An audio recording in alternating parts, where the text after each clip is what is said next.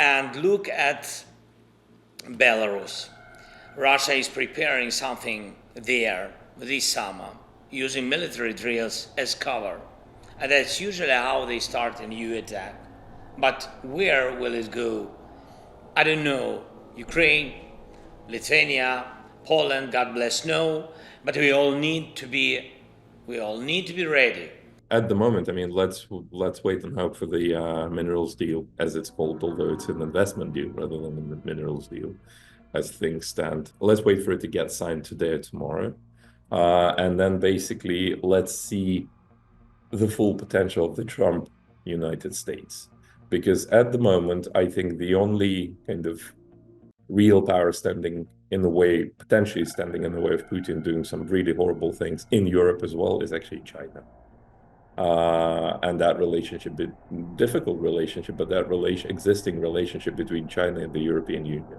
Now, does Putin want to test Article 5, especially under Trump, under that weakened NATO that we have at the moment, where everything is questioned? Its budget, the United States participation, the involvement of the troops, the balance of power within NATO, everything. Putin always wanted to test Article 5 and see whether there will be that immediate response, or if at all, any response from NATO. Now he's tempted to do so even more. Will he do that straight after signing that peace deal with Ukraine? Potentially, no. So I think the most dangerous window at the moment is that time frame between now and when the war in Ukraine is put on pause or settled somehow. That's when Putin is going to try and find that kind of window, see if he can get away with anything in the Baltics. So I wouldn't disregard that threat. I would prepare if I were, the Baltic states, Lithuania, Latvia, and Estonia. I would definitely I wouldn't take it lightly. And luckily, nobody is taking it lightly. From what I hear from my friends and sources in the Baltic states, in the European Union, people take it really seriously. And last thing I can tell you about this is Ukraine is actually in the way of that happening.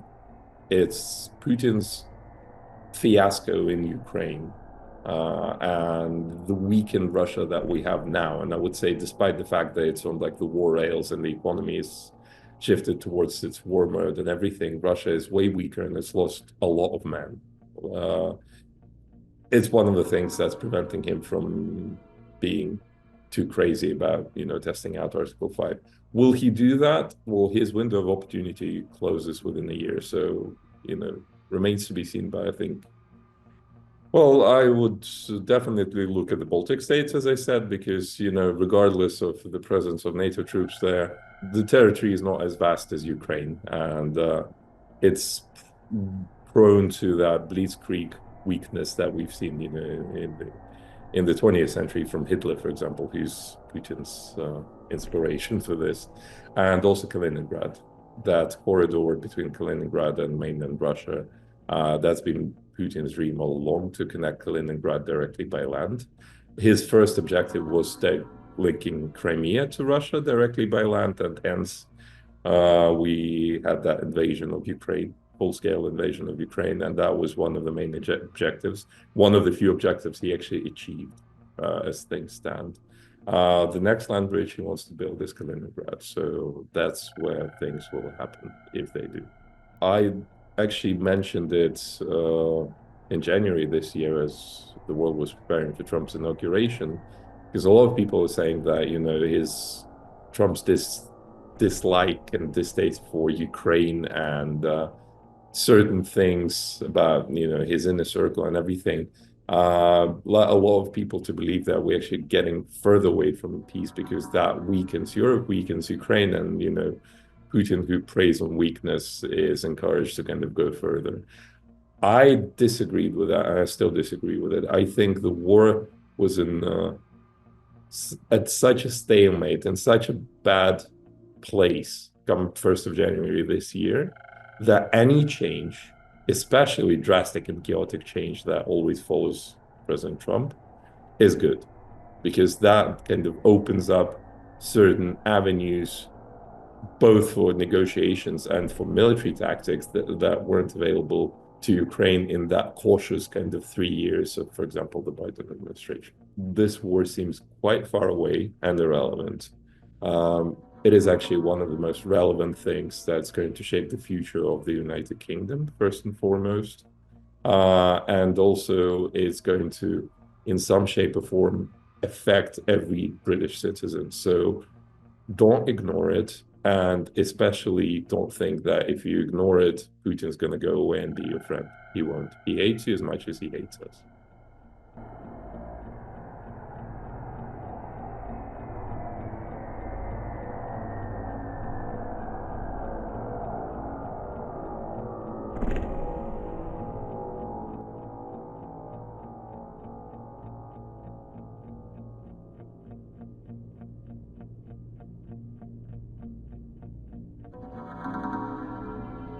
Nobody's buying it, even the Americans, if you look at what they're saying at the moment. It is obvious why Putin wants that ceasefire. There are two main objectives here. The first objective is obviously to try and trick the White House administration into thinking he's the peacemaker here. He's the one wanting peace, and it's the evil Zelensky and the evil Ukrainians that are in the way of this peace, which is complete nonsense. But that's the way Putin operates. But the main objective that he has in offering that victory day, as they call it, the 9th of May ceasefire, is to protect his beloved parade. It's the 80th anniversary of the end of the Second World War. The way the Soviet Russia and Putin as a former KGB agent perceive it. So it's the 9th of May, is the Victory Day and the Victory Day parade and everything. And it's a big deal for him. And he's invited many of his colleagues and friends to come. Some have agreed. Now, the most embarrassing thing that can happen to him if his parade gets disrupted, say, by Ukrainian drones. He looks weak. He loses face, so to say. So that's why he wants to take that preemptive step, hoping that President Trump will jump on that opportunity and claim it as his victory, another 3-day ceasefire. And thus, if Ukraine does anything on his victory day, then Trump is angry with Ukraine. Luckily, the Americans don't seem to be buying it. The Ukrainians would never have bought it in the first place. So I'm not a betting man, but if I had to bet, I would bet on some surprises on the 9th of May in Moscow.